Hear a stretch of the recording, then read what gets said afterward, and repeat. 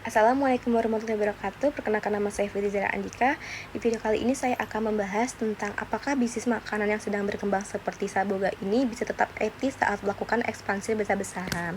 Nah, menurut saya jawabannya itu bisa. Tetapi perusahaan itu harus benar-benar menjaga kualitasnya, kemudian cara pengelolaan bisnisnya, dan juga harus bertanggung jawab terhadap karyawan maupun juga konsumen. Karena biasanya saat bisnis ini berkembang dengan cepat, fokus perusahaan itu hanya ke peningkatan penjualan saja dan juga jumlah cabangnya saja. Padahal ada banyak aspek etika yang juga harus diperhatikan. Nah, untuk menjawab nomor satu, resiko etika yang mungkin muncul saat bisnis bertumbuh. Nah, menurut saya ini ada beberapa resiko etika yang bisa muncul ketika bisnis makanan ini menjadi besar. Yang pertama itu kontrol kualitasnya, karena semakin banyak cabang yang dibuka, semakin sulit juga untuk menjaga konsistensi rasanya, kemudian kebersihannya, dan juga kualitas makanan di setiap outlet.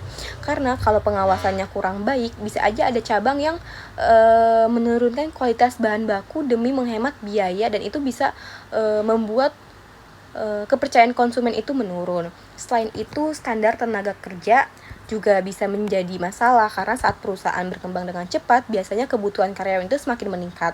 Kadang perusahaan ini itu terlalu fokus untuk mengejar target penjualan sampai kurang memperhatikan kesejahteraan karyawannya atau para pekerja, seperti jam kerja yang berlebihan atau pelatihan yang kurang maksimal. Padahal tuh karyawan ini punya peran penting dalam menjaga kualitas pelayanan dan juga citra perusahaannya. Nah, kalau Saboga nantinya menggunakan sistem franchise atau waralaba, pengawasannya juga menjadi sebuah tantangan karena tidak semua mitra franchise ini tuh punya standar kerja yang sama. Jadi kalau ada cabang yang pelayanan yang buruk atau kualitasnya makanan tidak terjaga, nama Saboga ini secara keseluruhan juga bisa ikut terkena dampaknya. Lalu menjawab pertanyaan nomor 2, cara Saboga mengintegrasikan praktik etis dalam strategi pertumbuhan. Menurut saya itu supaya Saboga ini tetap bisa berkembang secara etis, perusahaan itu perlu mulai menerapkan sistem yang lebih profesional dan juga terstruktur.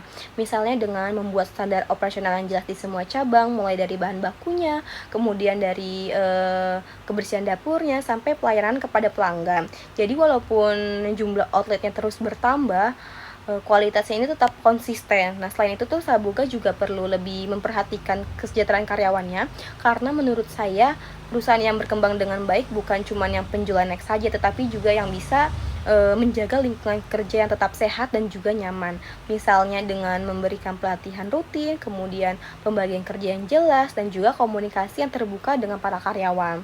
Nah, dari sisi lingkungan, Saboga ini juga bisa mulai menerapkan praktik yang lebih berkelanjutan seperti mengurangi penggunaan plastik sekali pakai atau mengelola limbah makanan dengan lebih baik, karena sekarang tuh banyak banget konsumen yang mulai memperhatikan apakah sebuah brand ini tuh punya tanggung jawab sosial dan lingkungan atau tidak.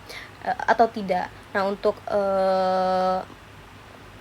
jawaban nomor 3, contoh perusahaan yang berhasil menggabungkan pertumbuhan dan etika. Nah, menurut saya contoh perusahaan yang menurut saya cukup berhasil itu ada Starbucks. Kenapa Starbucks? Karena Starbucks ini tuh berkembang sangat besar di berbagai negara, tetapi mereka juga tetap berusaha menjaga praktik etisnya seperti penggunaan bahan kopi yang lebih berkelanjutan, kemudian program untuk kesejahteraan karyawan, dan juga pengurangan limbah plastik. Walaupun belum sempurna, tapi tuh Starbucks ini ingin menunjukkan bahwa perusahaan ini tuh tetap bisa bertumbuh sambil memperhatikan tanggung jawab sosial dan juga lingkungan.